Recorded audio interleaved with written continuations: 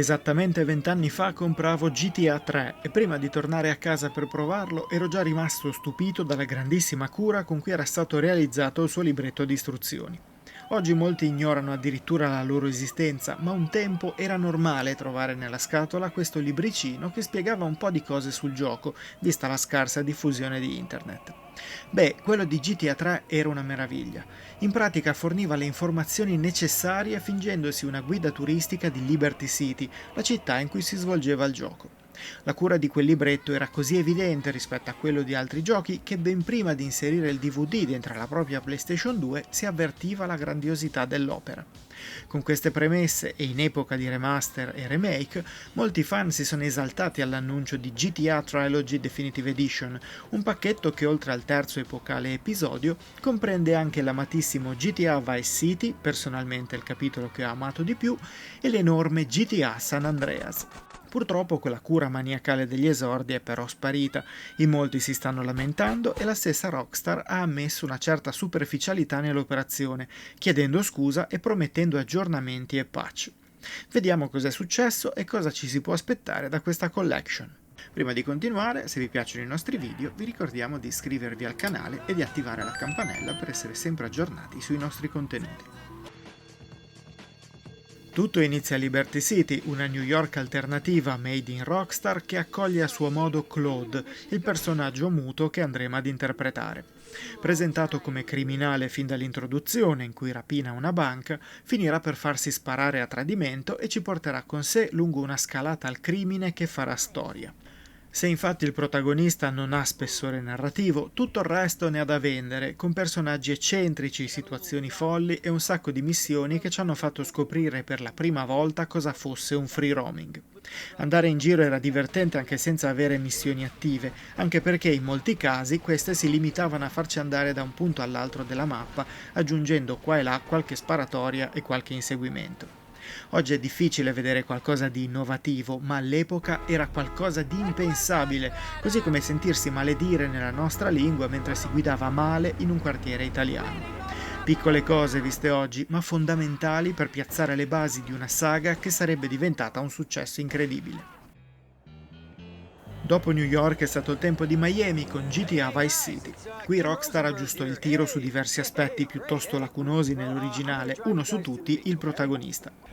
Tommy Vercetti si presentava al giocatore in camicia hawaiana, parlava con la voce di Ray Liotta, poteva guidare anche le moto e si muoveva in un contesto ambientato nei ruggenti anni '80. Se GTA 3 aveva una radio dedicata alla colonna sonora di Scarface, il capolavoro con Al Pacino, Vice City richiamava spesso e volentieri quelle atmosfere e anche alcune scene del film, condendo il tutto con personaggi memorabili che rendevano la campagna molto più di una serie di missioni. Per il sottoscritto, Vice City è stato il GTA perfetto. Non era troppo grande e dispersivo, proponeva una storia forte ma anche molto ironica e aveva una colonna sonora da paura. Inoltre anche le missioni mostravano una varietà maggiore, con situazioni che potevano passare dal normale gangster movie all'assurdità più totale in pochi secondi, grazie alla grande libertà concessa al giocatore. Questa era una caratteristica già esistente in GTA 3 e che poi si è evoluta nei GTA futuri, ma che in Vice City era diventata finalmente evidente a tutti. Dopo i primi anni 2000 a Liberty City e gli anni 80 a Vice City, arrivarono i 90 di GTA San Andreas, lo stato fittizio che si ispirava al triangolo compreso tra Los Angeles, Las Vegas e San Francisco. Per la prima volta non c'era più una sola città da esplorare, ma ben 3 aree urbane ben distinte, più tutto quello che le collegava. E così da una parte ti trovavi a guidare un trattore fuori città e dall'altra potevi cercare e trovare l'area 51 e quello che nascondeva. La trama stavolta ci racconta le gesta di Carl Johnson, amichevolmente chiamato CJ dalla sua famiglia e dai suoi amici. Peccato che dopo l'uccisione della madre in una guerra tra bande, il nostro finirà anche in una trappola sapientemente architettata. Riconquistare la fiducia del suo quartiere, della sua banda e mettersi sulle tracce di chi lo ha incastrato saranno parti fondamentali della trama, ma l'enorme quantità di attività che potremo svolgere, dall'allenarci in palestra fino a prendere lezioni di guida e di pilotaggio, rischiano di allungare un po' troppo la storia, finendo per far dimenticare il motivo per cui CJ ha cominciato la sua avventura. Per un giocatore che sa dosare i propri tempi, resta però il titolo più sbalorditivo dell'era PlayStation 2, oltre che il capitolo che ha contribuito maggiormente alla creazione odierna di giochi in cui basta andare in giro a caso per trovare attività con cui divertirsi. Queste brevi descrizioni, per quanto fatte con il cuore in mano, non possono ovviamente rendere davvero onore a giochi che i videogiocatori considerano incredibili, mentre il resto del mondo estraneo al pianeta videogame all'epoca li considerava brutti e pericolosi. Con GTA Trilogy Definitive Edition questa demonizzazione non dovrebbe succedere, visto che adesso è oltremodo evidente il tratto caricaturale, tutt'altro che realistico rispetto ad altre uscite. Per rendere più attuale il pacchetto, il motore grafico Renderware è stato pensionato in favore del ben più performante Unreal Engine 4. Questo trasloco però non è andato nel migliore dei modi e se tanta gente si lamenta della qualità, uno dei motivi è sicuramente questo.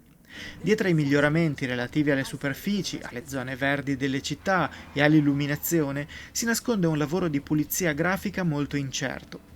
La scelta di lasciare questi tre gioielli del passato a Grove Street Games, sviluppatore che si era occupato dei porting mobile dei titoli, non ha portato i frutti sperati, così come un controllo poco attento da parte di Rockstar prima del lancio.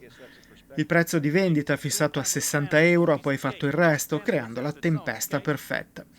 Alcuni contenuti censurati, pochissima roba ma comunque sufficiente ad alimentare le lamentele, così come alcune canzoni scomparse dalle radio per questioni di licenza, hanno aumentato le dimensioni di un vespaio che nessun giocatore sperava di vedere. A questi problemi di pulizia si aggiunge poi qualche problema tecnico di un certo peso, come la scarsa ottimizzazione del gioco per i sistemi old gen o comunque l'impossibilità di far girare tre giochi di circa 20 anni fa in 4K con 60 frame per secondo su console next gen. In questo caso, per la prima volta, ho preferito mantenere la grafica in modalità qualità, con 30 fps costanti, mantenendo attivi un po' di dettagli extra, piuttosto che sperare nei 60 della modalità prestazioni, che però non arrivano quasi mai. Con questo biglietto da visita i possessori di Switch sono avvisati.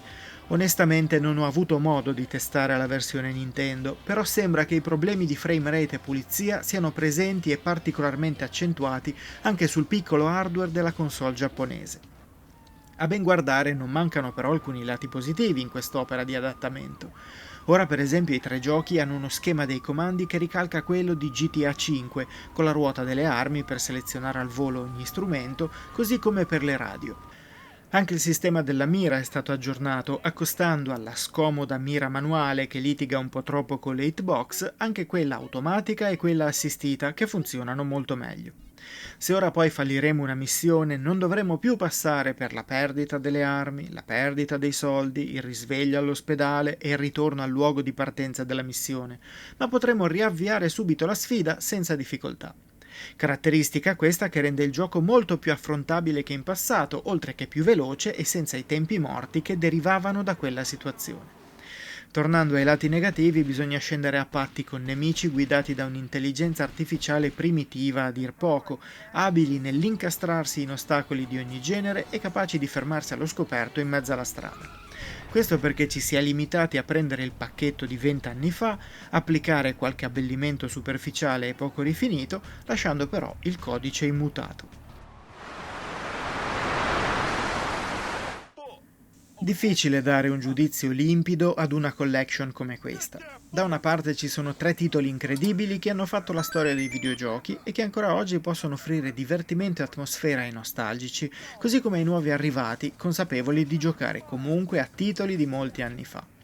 Dall'altra c'è uno sforzo produttivo troppo limitato, in cui gli unici interventi hanno introdotto miglioramenti grafici che però non vanno sempre a segno e che anzi, secondo alcuni, peggiorano i giochi originali. L'unica cosa che posso dirvi sinceramente è che ricominciare queste tre avventure dopo così tanti anni mi ha fatto sorridere più e più volte, facendomi anche riflettere su quanto si sia evoluto il concetto di free roaming, finendo a volte per esasperarlo negli ultimi anni. Giocati ora hanno sicuramente un altro gusto, ma la loro potenza, problemi grafici o meno, è rimasta intatta, dimostrando una volta di più che quando ci giocavamo all'epoca non era perché eravamo tutti dei criminali latenti, ma perché questi tre giochi erano davvero dei dannati capolavori.